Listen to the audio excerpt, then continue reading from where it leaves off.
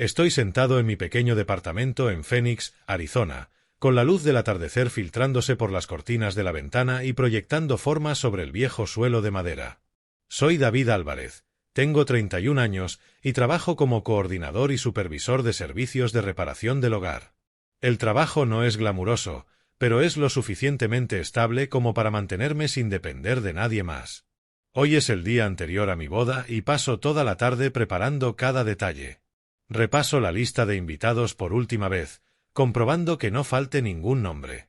Hay unas 80 personas, en su mayoría compañeros de trabajo y algunos familiares lejanos. Envuelvo los pequeños regalos de agradecimiento, tazas con nuestra foto de boda impresa y algunas barras de chocolate. Mis manos tiemblan un poco por la emoción. Luego cuelgo el traje de novio en la puerta del armario, perfectamente planchado, brillando bajo la luz. Se ve impecable, como una promesa del futuro.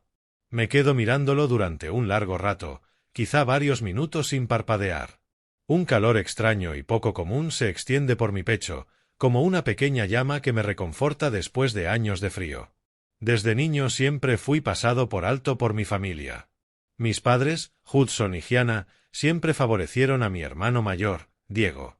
Él era la estrella, el orgullo de la familia, mientras que yo no era más que una sombra tenue. A menudo me llamaban lento, poco ambicioso, comparándome constantemente con Diego, el que destacaba en la escuela, el que triunfaba en los negocios, el hijo dorado. Me acostumbré a quedarme en segundo plano, a no ser nunca la primera opción. Pero ahora, con la boda tan cerca, siento que por fin voy a tener mi propia familia, una que yo mismo elegí. Valeria Cruz, mi prometida, es todo en lo que creo. 2 años juntos no es tanto tiempo, pero ha sido suficiente para que confíe en que el amor verdadero puede sanar las heridas antiguas que arrastro. Mañana nos casaremos y, por primera vez en mi vida, creo que ya no estaré solo. Sonrío para mí mismo cuando mi teléfono vibra. Un mensaje de Valeria. David, trae el vestido de novia a mi casa ahora mismo. Quiero probármelo una última vez y hay algo importante que necesito decirte antes de la boda. El tono del mensaje me resulta extraño. No es su alegría habitual, pero no le doy demasiada importancia. Tal vez está nerviosa o quiere sorprenderme con algo. Las mujeres a veces hacen eso, les gusta crear un poco de drama. Tomo rápidamente la funda con el vestido de novia, el vestido blanco puro que elegimos juntos, y salgo apresurado. Durante el trayecto hacia su casa, mi mente se llena de imágenes hermosas. Me imagino a Valeria con ese vestido, sonriéndome, abrazándonos bajo las luces de la boda. Mi corazón late más rápido, no por miedo, sino por anticipación. Al llegar, aparco frente a la casa de Valeria, una casita acogedora en las afueras de Phoenix. Entro a la sala con la alegría y la confianza absoluta de un novio ilusionado. Cariño, ya llegué, llamo en voz alta, sosteniendo la funda del vestido. La puerta no está cerrada. La empujo, aún sonriendo, completamente desprevenido para lo que me espera. Entonces la escena me golpea como un puñetazo caído del cielo. Valeria está sentada en el sofá, y no está sola. A su lado está Diego, mi propio hermano. Están demasiado juntos. El brazo de Diego rodea su cintura y ambos se ríen de algo, con las cabezas inclinadas una hacia la otra. Cuando entro, no intentan esconderse. No se separan, no entran en pánico como en las películas. Simplemente me miran, con una calma aterradora, como si hubieran estado esperando exactamente este momento. Me quedo paralizado. Siento el corazón comprimirse. El aire en la habitación se vuelve pesado, asfixiante. Todos mis pensamientos se quiebran. Abro la boca, pero no sale ninguna palabra. Siento los pies clavados al suelo. ¿Es una pesadilla o estoy alucinando? Tras unos segundos que parecen días, intento recomponerme. Mi voz tiembla. ¿Qué demonios están haciendo?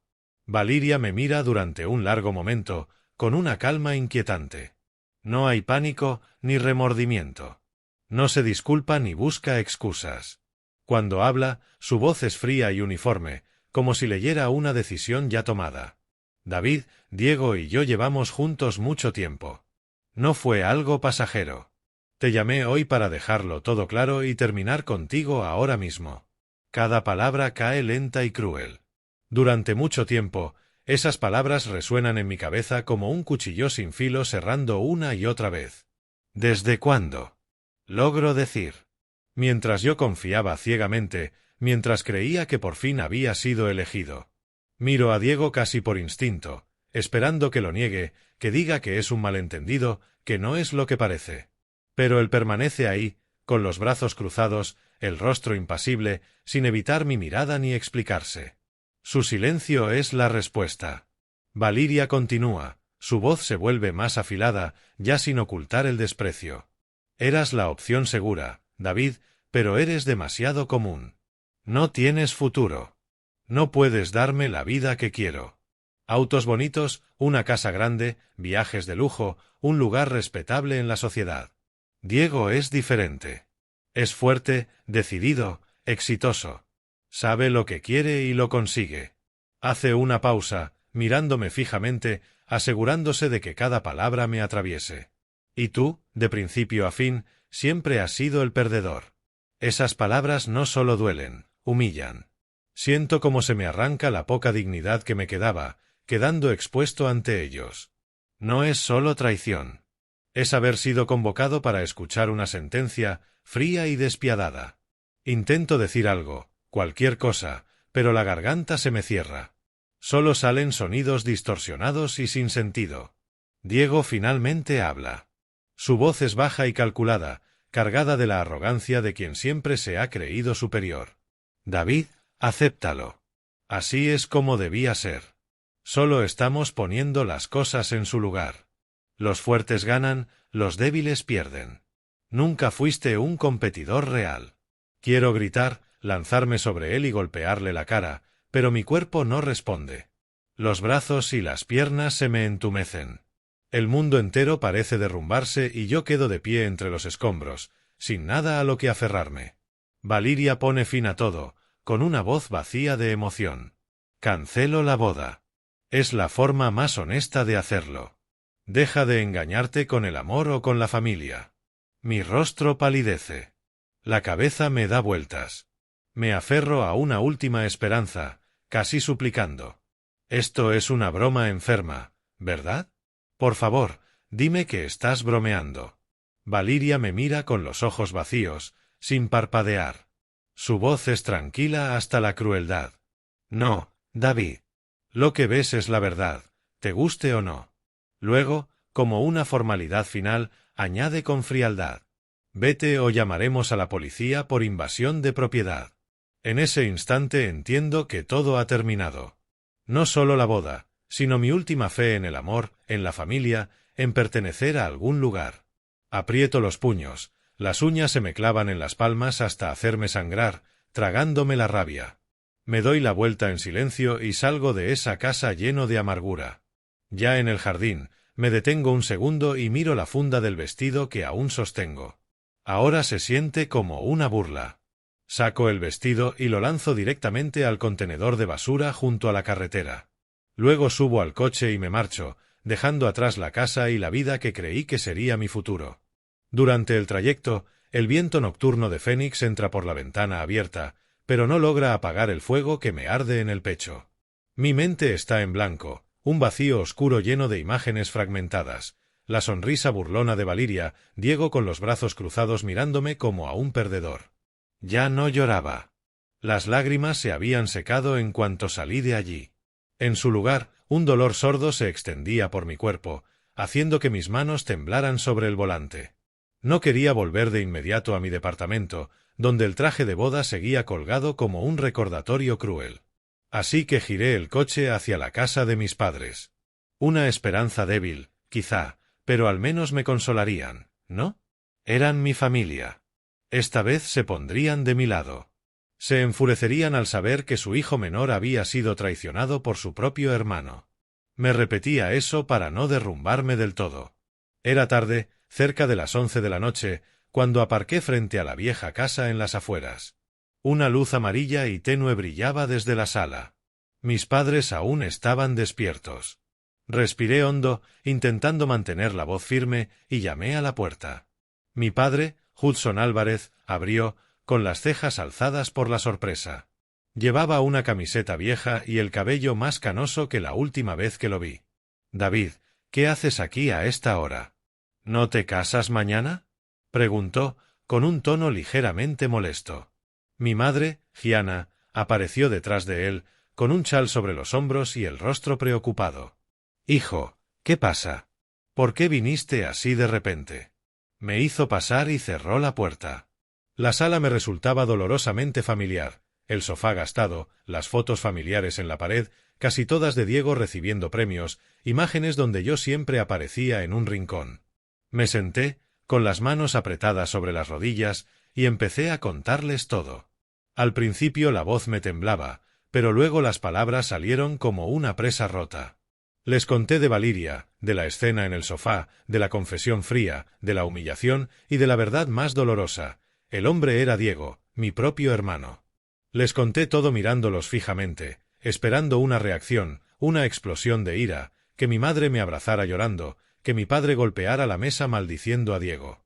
Pero no.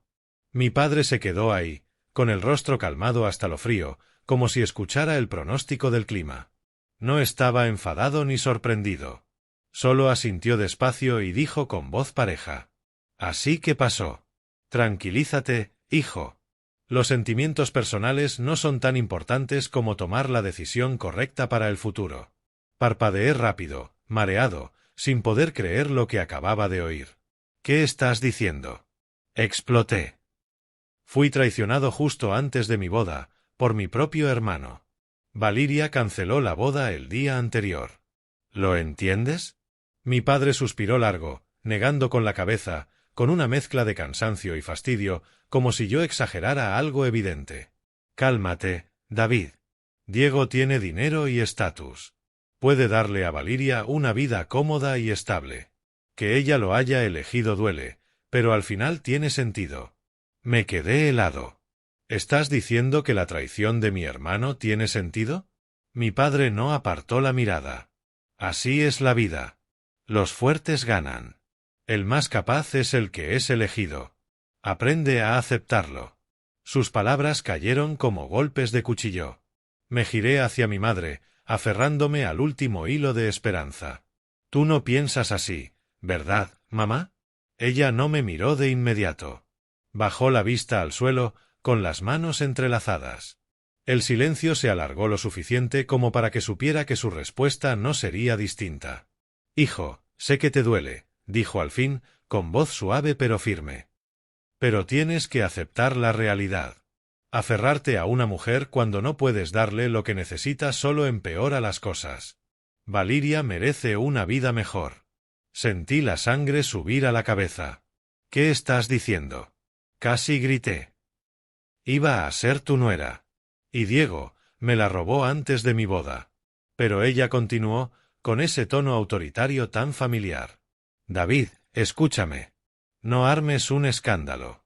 No arruines el futuro de Diego solo porque estás herido. Nuestra familia lo necesita a él. Tú aguanta un poco, sacrifica un poco por tu hermano». Sacrificio. Otra vez sacrificio. Esa palabra resonó en mi cabeza como una maldición conocida. En ese momento todo quedó dolorosamente claro. Mis padres no estaban enfadados por mi traición ni dolidos por mi humillación. Lo único que les importaba era Diego, el orgullo de la familia. Y yo siempre había sido el que debía apartarse. Me levanté, con las piernas pesadas y la voz ahogada. «Ya entendí. Me voy». Nadie me detuvo. Nadie dijo mi nombre.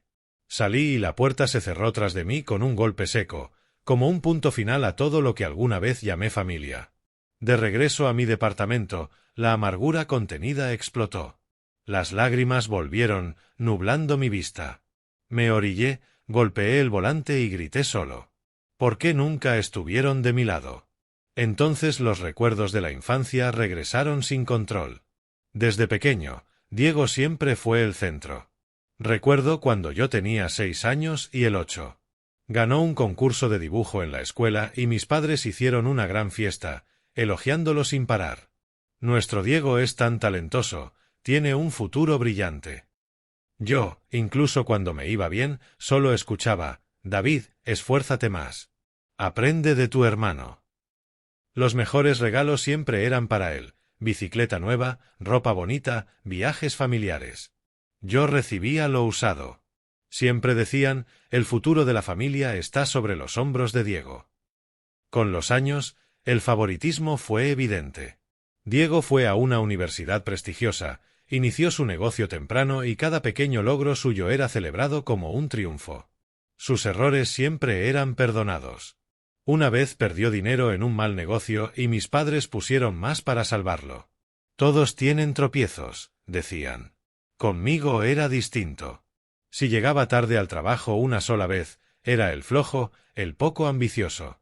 Nunca estarás a la altura de tu hermano. Cada vez que intentaba defenderme, me llamaban envidioso.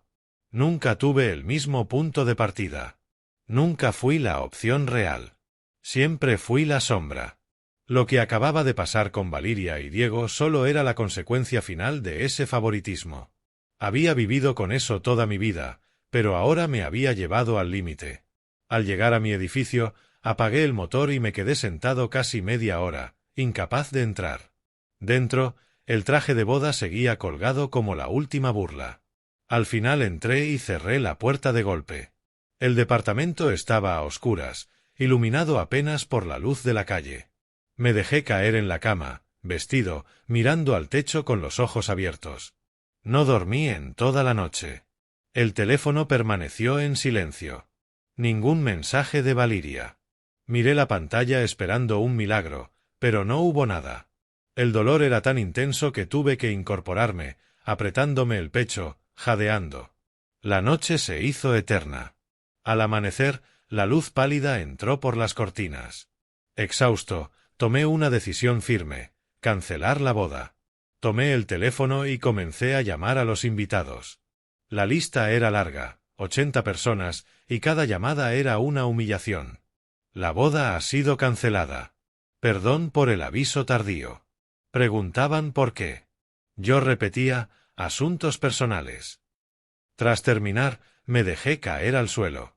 Me di cuenta de algo doloroso: siempre había sido yo quien cargaba con todo. Valeria y Diego traicionaron. Mis padres defendieron al más fuerte. Y yo quedé solo. En esa soledad decidí irme de la ciudad. Necesitaba respirar. Conduje hasta Tucson, donde vivía mi abuelo Rafael, el único que siempre me había querido sin condiciones. El viaje duró 2 horas. Cuando llegué, me abrazó sin hacer preguntas. Le conté todo. Escuchó en silencio y luego puso una mano en mi hombro.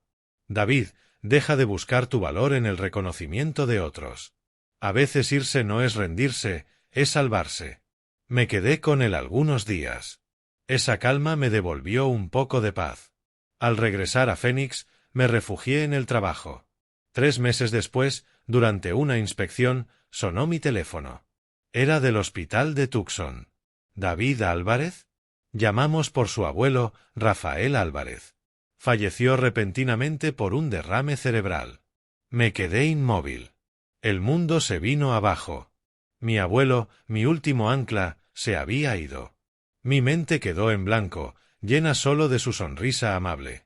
Corrí al coche y conduje de regreso sin sentir nada.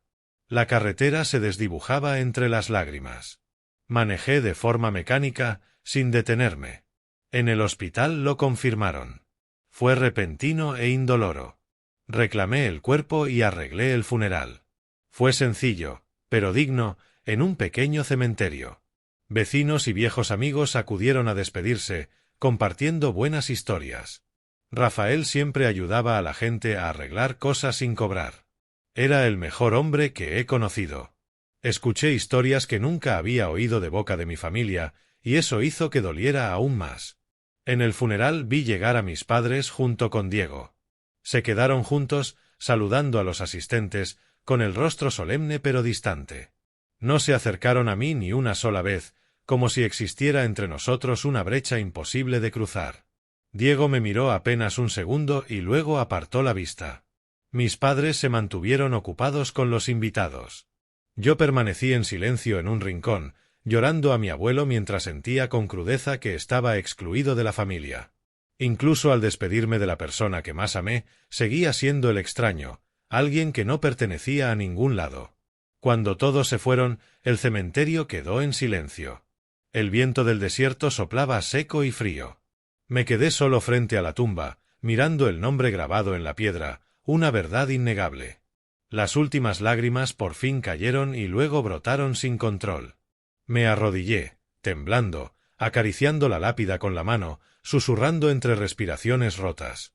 «Abuelo, ¿qué hago ahora?» Todo el dolor que había reprimido estalló de golpe. Lloré hasta quedar exhausto, tendido sobre la hierba fría.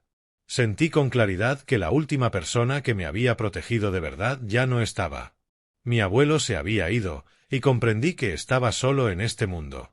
Pero en ese instante, en medio del dolor más crudo, sentí que algo más empezaba a formarse en silencio, una fuerza tranquila. Me levantaría por él y por mí mismo. Regresé a Phoenix con el corazón pesado, pero ya no como un hombre derrotado.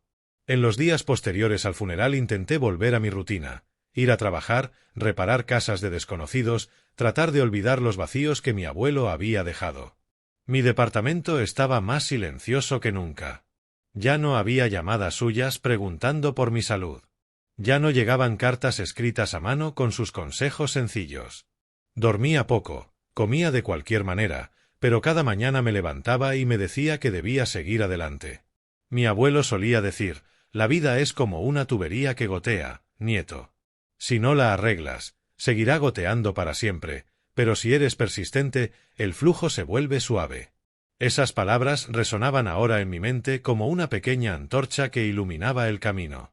Una semana después del funeral, mientras estaba sentado en mi pequeña oficina revisando el calendario de reparaciones de la semana siguiente, sonó mi teléfono. Era un número desconocido, pero la voz al otro lado era educada y profesional. «Hola, señor David Álvarez. Le habla el abogado Martín, del despacho jurídico en Tucson. El señor Rafael Álvarez me designó para gestionar su testamento. ¿Podría venir a la oficina para la lectura? Es importante». El corazón me dio un vuelco.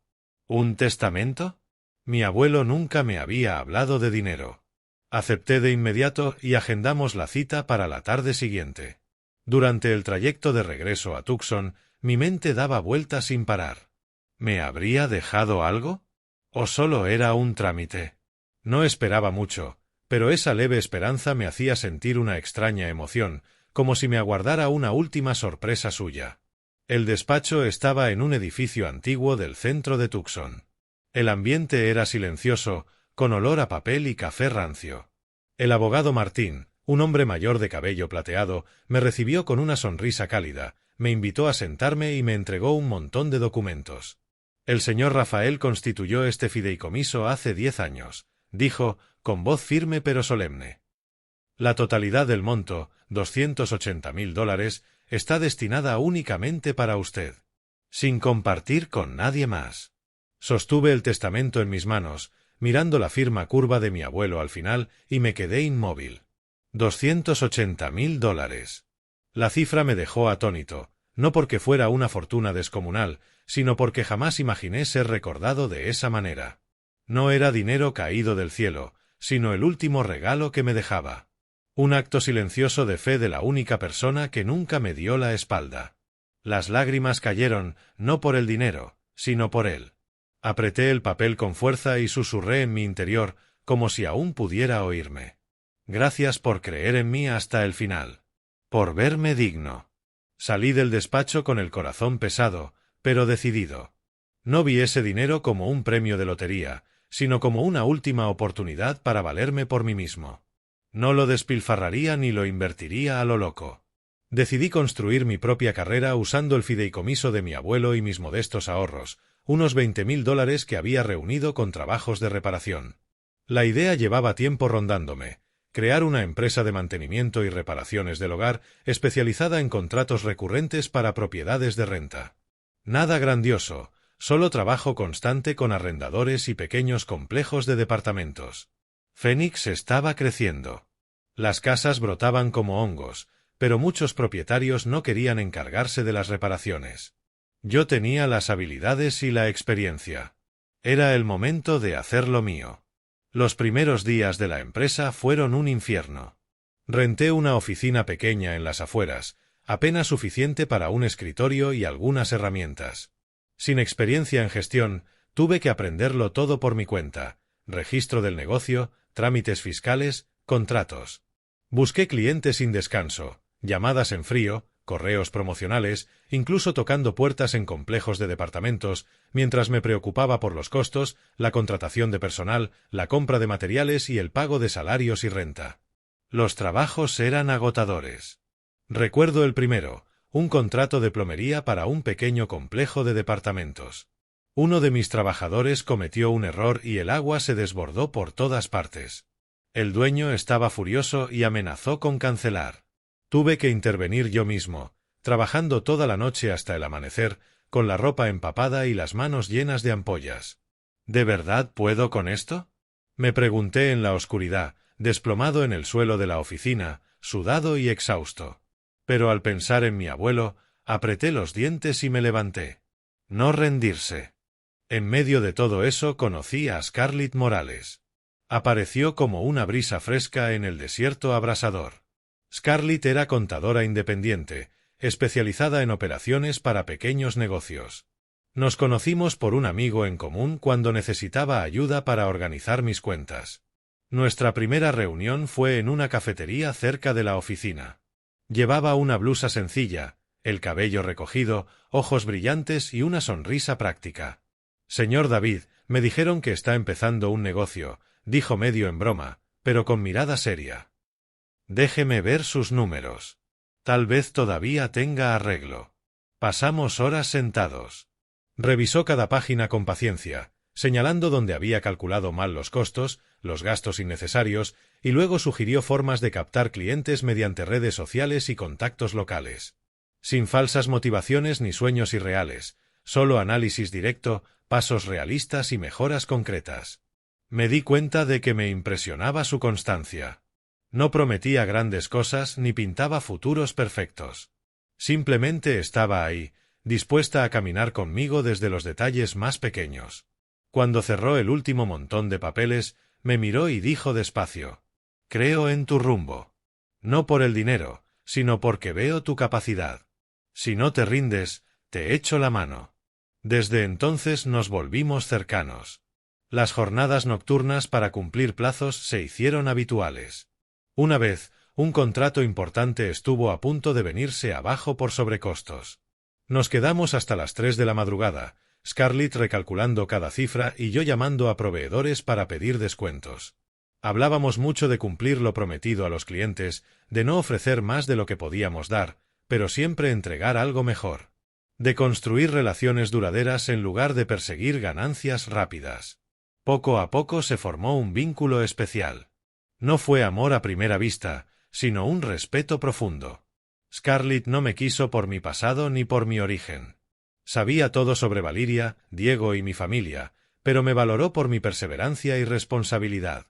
«Nunca te quejas, por duro que se ponga», me dijo una noche mientras estábamos sentados en el porche de la oficina mirando las estrellas.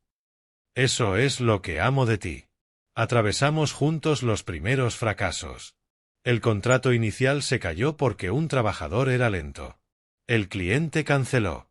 Estuve a punto de quebrar. El fideicomiso se reducía rápido. Scarlett se quedó a mi lado, animándome. «El fracaso es una lección, David. La próxima vez lo haremos mejor». Seguimos adelante, confiando el uno en el otro. Poco a poco el negocio se estabilizó. Los clientes regresaron y recomendaron a otros. El equipo se consolidó. Después de 2 años, la empresa empezó a dar ganancias. Cuando todo fue más estable, le propuse matrimonio a Scarlett. Sin grandes escenarios ni anillos de diamantes, solo una noche sencilla en nuestro restaurante habitual. «Cásate conmigo. No puedo prometerte una vida perfecta, pero sí que construiremos un futuro mejor juntos, día a día». Me temblaban las manos al hablar.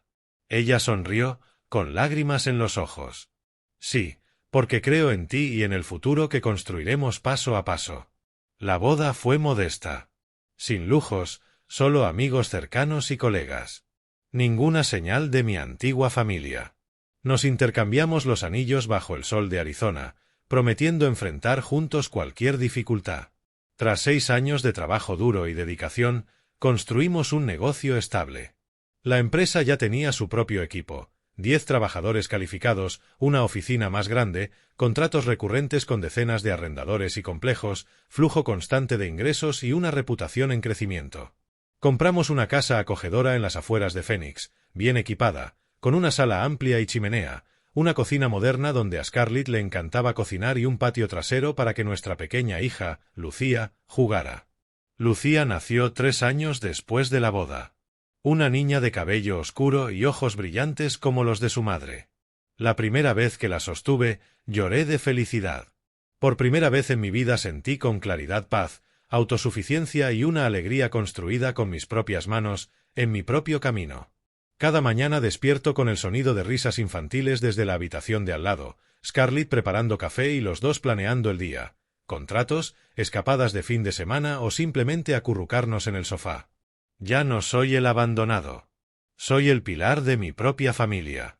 Pero en el fondo sé que el pasado nunca desaparece del todo. Se esconde, esperando el momento de volver. Desde la muerte de mi abuelo no tuve contacto con nadie de mi antigua familia. Ninguna llamada de cumpleaños, ninguna carta, ni siquiera mensajes de cortesía.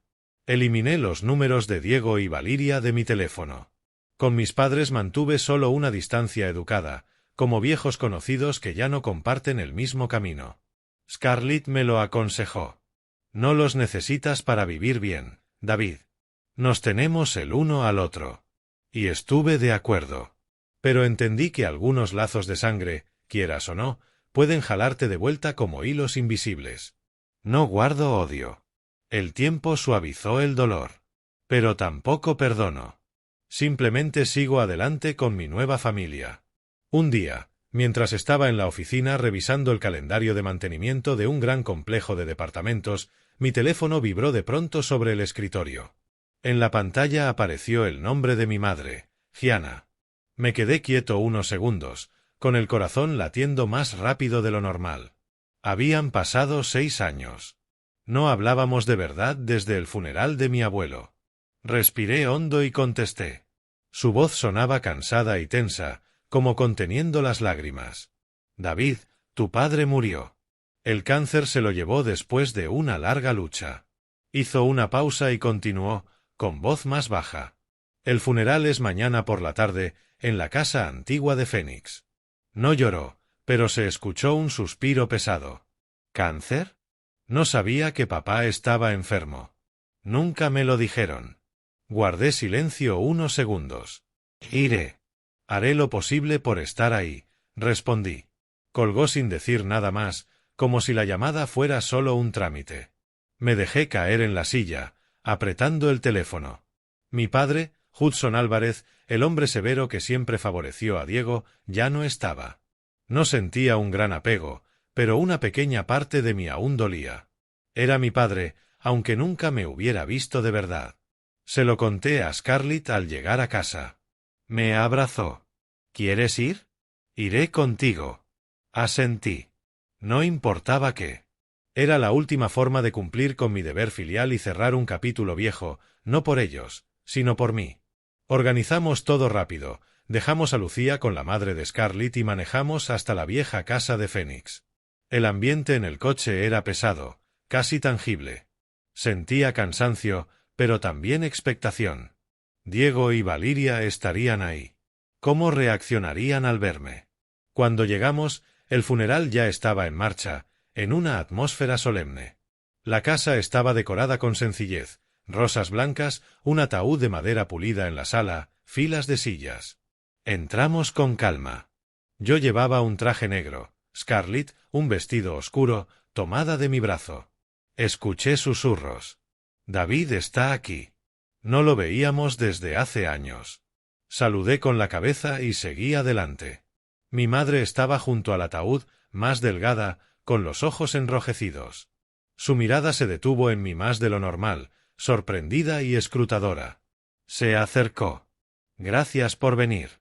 Y tú también, Scarlett. Me abrazó brevemente. Su perfume despertó recuerdos. ¿Cómo te sientes, mamá? Pregunté. Asintió y luego miró a Scarlett. Mi nuera se ve muy bonita. ¿Y cómo está la pequeña Lucía? Está muy bien, gracias, respondió Scarlett con calma. El aire se volvió incómodo, distante. Busqué con la mirada a Diego. Poco después apareció con Valeria. Entraron por la puerta trasera, elegantes y seguros. Diego con un traje caro, Valeria con un vestido negro sofisticado y joyas brillantes. Eran el centro de atención. Cuando me vieron, se acercaron. Diego habló primero, con desprecio conocido. Vaya, David, el hermanito menor. Sigues igual. Tan ordinario como siempre. Y esta debe ser tu esposa. No tan elegante como Valeria, pero te queda bien. Sigues arreglando tuberías, ¿no? Valeria añadió con burla que había oído que yo tenía una pequeña empresa. Sus palabras cortaron como cuchillos. Sentí la sangre subir a la cabeza, pero Scarlett apretó mi mano. Permanecimos en silencio. Eso los incomodó. ¿Qué? ¿Sin palabras? Se burló Diego. Luego se alejaron. Por primera vez, no fui el débil. Cumplí mi papel en el funeral sin exagerar emociones. Al terminar, no me quedé. Mamá me pidió que me quedara a cenar. Negué con la cabeza. Tenemos que irnos. Lucía nos espera. Nos fuimos en silencio. En el camino, Scarlett me abrazó. Lo hiciste bien. Pensé que el pasado estaba cerrado.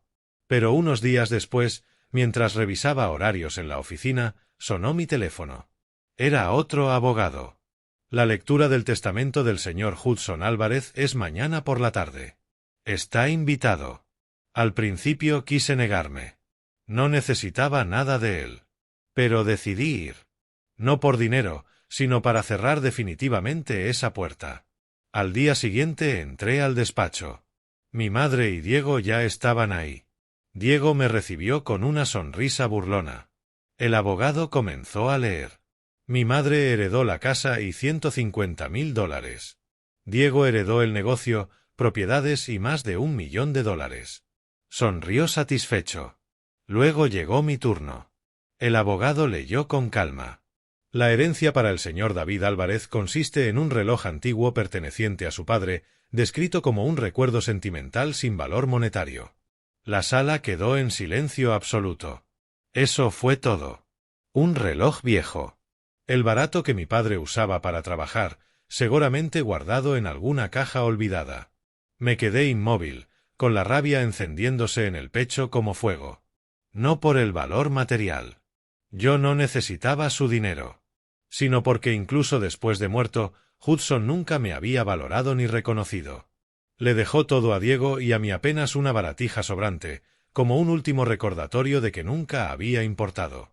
Gianna miró a sus dos hijos con ojos cansados e incómodos, pero permaneció en silencio. No protestó, no me defendió, como si todo hubiera estado decidido desde hacía mucho tiempo. Solo suspiró, apretando un pañuelo entre las manos. Diego sonrió aún más, apoyando una mano en el hombro de mamá. Papá fue justo, ¿no crees, mamá?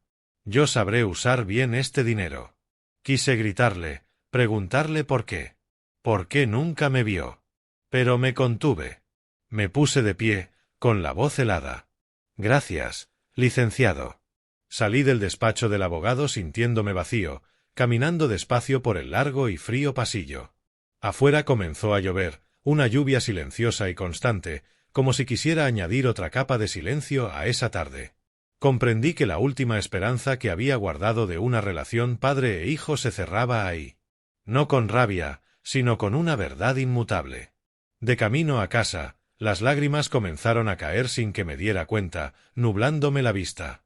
Me orillé, apoyé las manos en el volante y respiré hondo para recuperar la calma. Susurré, con la voz baja y ronca, ¿por qué, papá? ¿Por qué siempre fue así, incluso al final? No hubo respuesta. Solo el golpeteo suave de la lluvia sobre el parabrisas y un silencio interminable, como un cierre definitivo. No reclamé, no volví para exigir ni impugnar nada. Simplemente acepté que desde ese momento Todos los lazos emocionales con mi antigua familia habían terminado de verdad.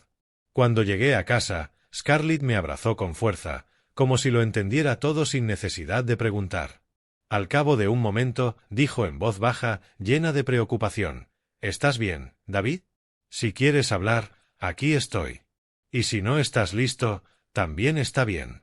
Apoyé la cabeza en su hombro y le conté todo con detalle, con la voz temblando a ratos pese a intentar mantenerme sereno.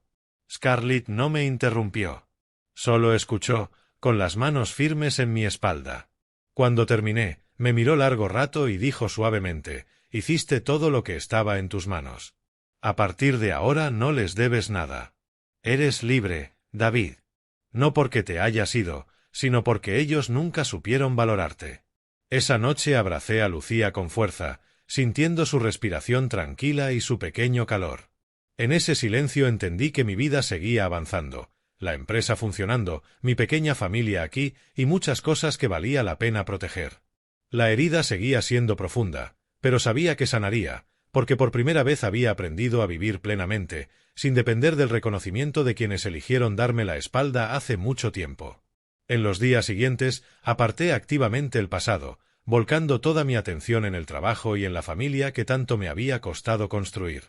Me despertaba todos los días a las 5 de la mañana, preparaba café negro bien cargado y manejaba hasta la oficina. La empresa ahora funcionaba con estabilidad, como una máquina bien aceitada.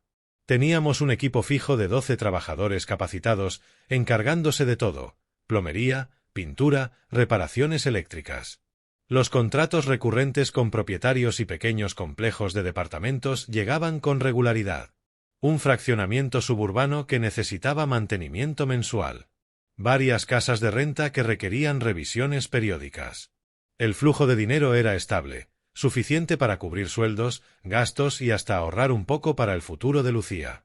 Ya no vivía angustiado por cada factura, como en los primeros días del negocio, cuando cada llamada del banco era una pesadilla. Ahora podía sentarme en mi escritorio, revisar los reportes de ingresos que subían poco a poco y sonreír para mí mismo. Por fin soy autosuficiente, me decía, mientras mis dedos recorrían las cifras negras en la pantalla. Pero el trabajo era solo una parte. Cada tarde regresaba más temprano a casa. Ya no pasaba noches enteras fuera como antes. Scarlett solía esperarme en la puerta con una sonrisa cálida y el aroma de la comida llenando la cocina. Nos sentábamos a cenar platos sencillos, ensaladas frescas, carne a la parrilla, pan casero. Lucía, sentada en su sillita, agitaba la cuchara y hablaba emocionada sobre el preescolar con su vocecita infantil. «Papi, hoy dibujé a nuestra familia».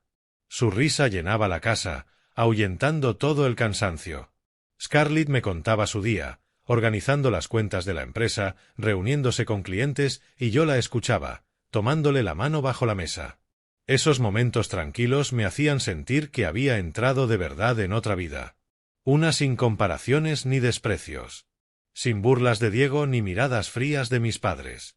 Este era mi mundo, construido con mis propias manos, y era más hermoso de lo que jamás había imaginado. Empecé a disfrutar las pequeñas cosas. Los fines de semana en el parque empujando a Lucía en el columpio hasta que reía sin parar. Las noches en el patio con Scarlett, mirando las estrellas bajo el cielo del desierto, hablando del futuro, quizá ampliar la empresa, quizá tener otro hijo. La vida fluía tranquila, como un río después de la tormenta. Ya no soñaba con ser reconocido por mi antigua familia.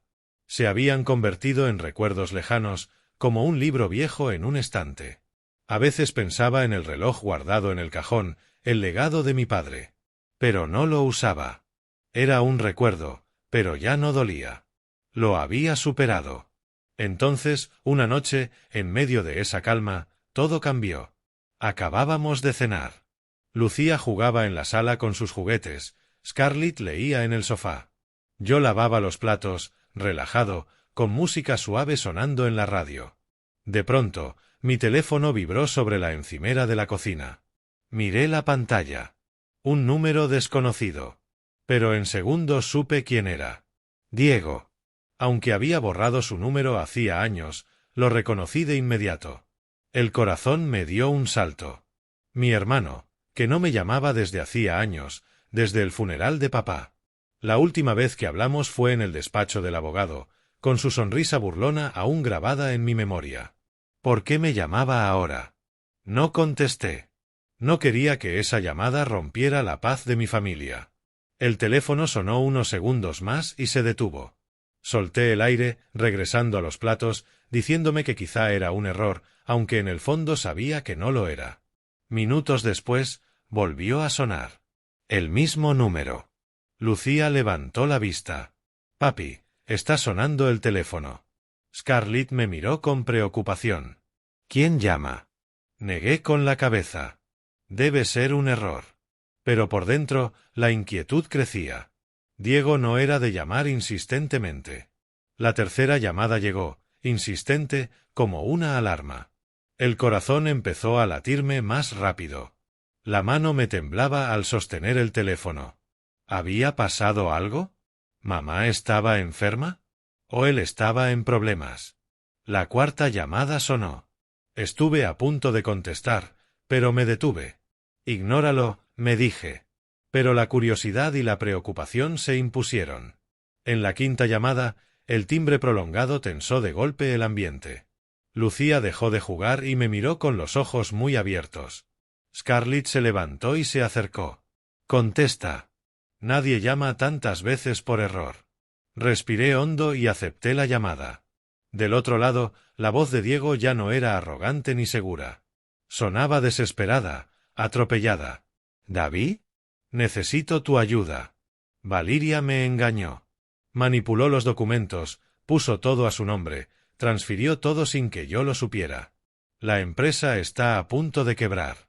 Los socios me están demandando por todos lados. Mi reputación está destruida. Me quedé helado. No podía hablar. Diego, el mismo que me humilló y me robó a Valeria, ahora me estaba pidiendo ayuda. Por primera vez en su vida, tenía que humillarse y llamar al hermano que nunca valoró. «¿Qué estás diciendo?», logré decir, intentando mantener la calma. «Todo es verdad», continuó, con la voz quebrada.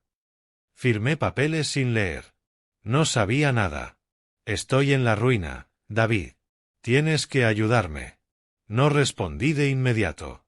Las imágenes del pasado regresaron, ellos burlándose de mí antes de la boda. Ahora Valeria lo había traicionado a él. ¿Justicia o solo un ciclo cruel? Le dije que necesitaba tiempo para pensarlo y colgué, con las manos aún temblando. La sala quedó en silencio. Scarlett se sentó a mi lado, tomó mi mano sin decir nada. Le conté toda la llamada, la traición de Valeria, el pánico de Diego. Scarlett escuchó con atención y luego dijo con suavidad: «Creo que deberías ayudarlo, David. No por ellos, sino por el hombre que eres ahora.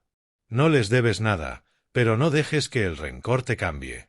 Pensé durante largo rato, mirando a mi esposa y a mi hija. Ayudar a Diego significaba volver al pasado, enfrentar a Valeria, abrir viejas heridas. Pero no ayudarlo, ¿sería dejarlo caer como él hizo conmigo? Lucía se subió a mis piernas y me abrazó el cuello. «¿Estás triste, papi?». Su sonrisa me dio la respuesta. Llamé a Diego. «Iré mañana». Suspiró aliviado. «Gracias. Estoy en Las Vegas». Colgué, con el corazón acelerado. Sabía que ese viaje lo cambiaría todo. Al día siguiente tomé un vuelo a Las Vegas, Nevada, la ciudad donde Diego y Valeria habían construido su vida. El aeropuerto de Phoenix estaba lleno, pero apenas lo noté. Abracé a Lucía antes de irme. «Papi va a salir de viaje unos días. Compórtate con mamá, ¿sí?». Scarlett me despidió en la puerta de embarque, apretando mi mano. «Llámame seguido. Me preocupa». El vuelo duró poco más de 1 hora. Miré las nubes blancas, pensando en todo. Las Vegas, la ciudad de las luces y las apuestas. Diego siempre presumía su vida ahí. Ahora, ¿qué quedaba? Cuando aterricé, el sol de Nevada me cegó. Diego me esperaba. Estaba demacrado, encorvado, irreconocible. Camisa arrugada, ojeras profundas. Me abrazó torpemente. «Gracias por venir». En el camino, en su coche viejo y golpeado, me habló con cautela. Nada quedaba de su antigua soberbia. Has cambiado mucho, dijo. ¿Cómo va tu empresa? Creciendo, respondí. Mi esposa y mi hija están bien. Llegamos a su casa, una villa antes lujosa, ahora descuidada. Dentro, me contó todo. Los documentos falsificados, las cuentas vacías, las demandas. Vi errores claros, cosas que yo había aprendido a evitar. Necesitamos un plan, dije. Auditoría independiente. Abogado especializado. Separar bienes. Comenzó una batalla legal larga y agotadora. Tras semanas de juicios y pruebas, el tribunal falló a favor de Diego. Valiria fue condenada a 7 años de prisión por fraude y desfalco, además de restitución y congelamiento de bienes. Cuando todo terminó, Diego me abrazó llorando. Gracias, David. Sin ti no lo habría logrado. No sentí orgullo ni alegría. Solo paz. Había cerrado el pasado. Regresé a Phoenix con alivio. En casa me esperaban Scarlett y Lucía. Al abrazarlas, supe que todo había valido la pena. Pero la vida aún guardaba una prueba más. Una noche, el teléfono volvió a sonar. Era mamá. Hijo. Diego tuvo un accidente. Está grave. Sentí que el mundo se detenía. Corrí al hospital. Gianna me abrazó rota en llanto. Diego estaba en coma, luchando por su vida. Durante días velé a su lado, sin rencor, sin odio. Solo como hermano.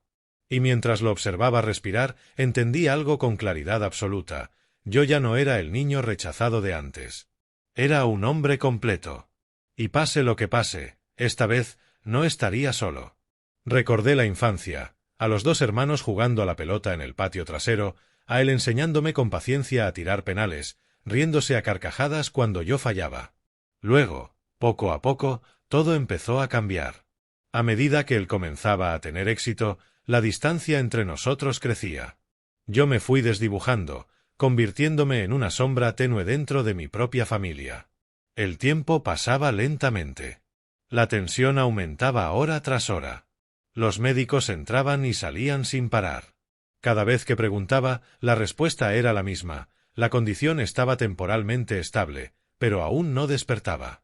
Una tarde, mientras la luz del sol de Phoenix, no la de Las Vegas, se filtraba por la ventana del hospital, llegaron 2 policías uniformados con el rostro serio.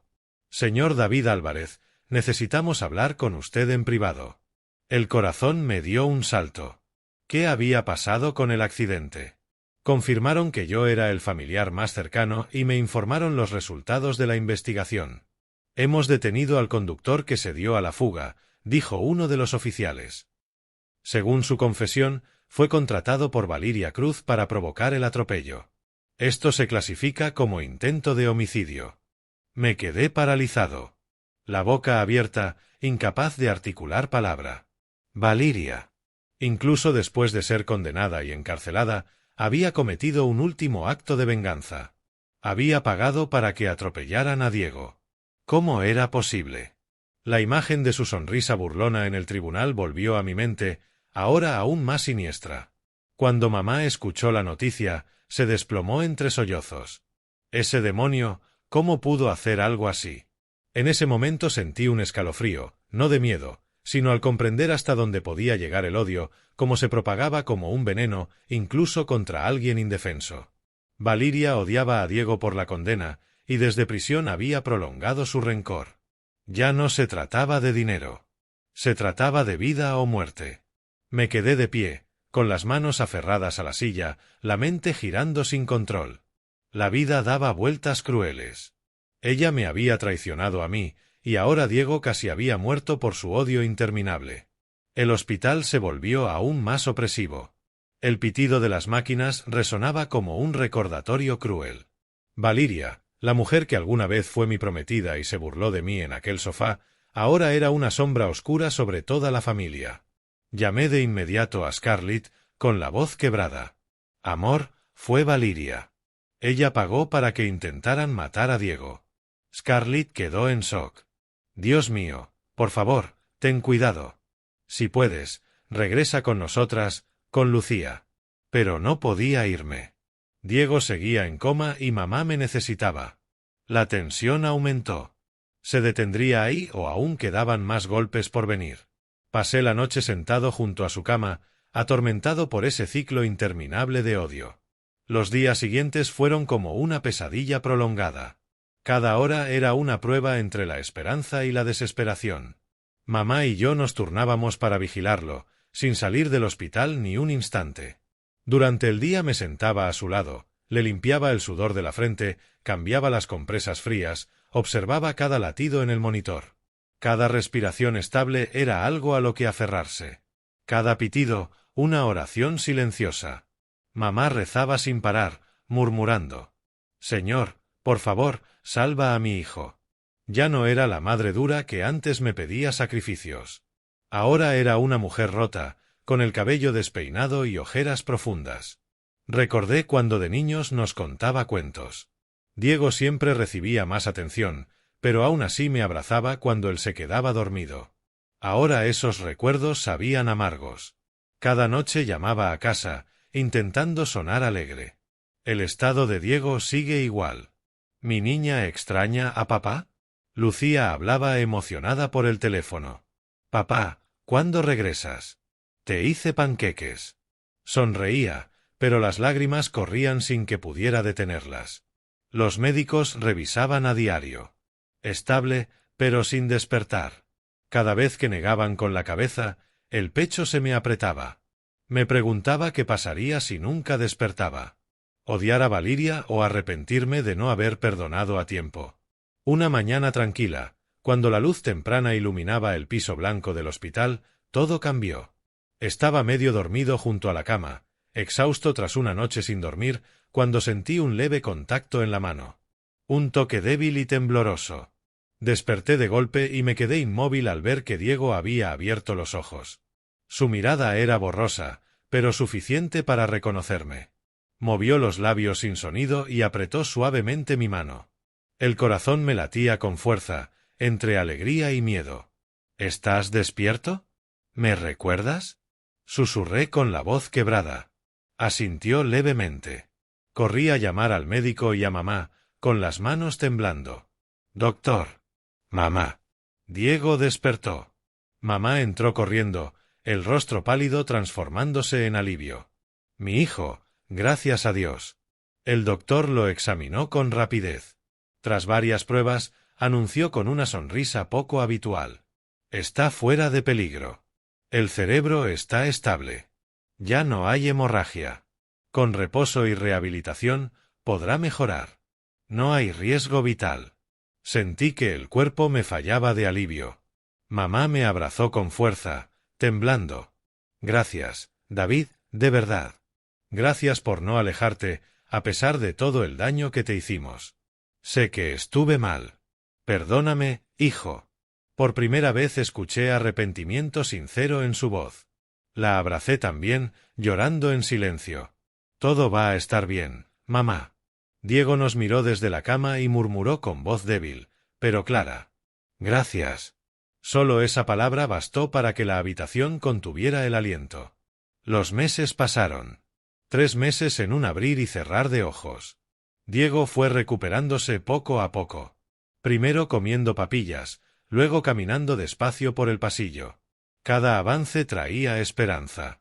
Cuando se sentó por primera vez, aplaudimos emocionados. «Estás mejorando rápido.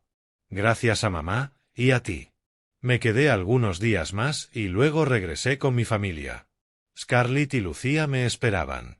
Más adelante, las llevé a visitar a Diego. Lucía entró corriendo. «Tío Diego». Él sonrió. «Qué hermosa sobrina tengo». Diego me tomó la mano. «Perdóname por todo. Gracias por salvarme. No sé cómo pagarte». Mamá también habló. «Fui injusta contigo, David. Lo siento». Respiré hondo. «Los perdono. Pero necesito mantener distancia. Tengo mi familia». Asintieron, aceptando. Diego se mudó con mamá para empezar de nuevo, con una vida sencilla. Yo observé desde lejos, en paz. Un domingo nos visitaron. Lucía reía, Scarlett conversaba con mamá. Todo estaba completo. Miré a mi hija jugar y comprendí todo lo vivido. El dolor, la traición, el crecimiento. Aprendí que la familia solo existe cuando hay respeto, que perdonar no significa volver atrás y que a veces la distancia es la única forma de proteger lo que amas. Elegí vivir mejor. Elegí paz. Y ahora, con Scarlett a mi lado y la risa de Lucía llenando la casa, sé que tomé el camino correcto.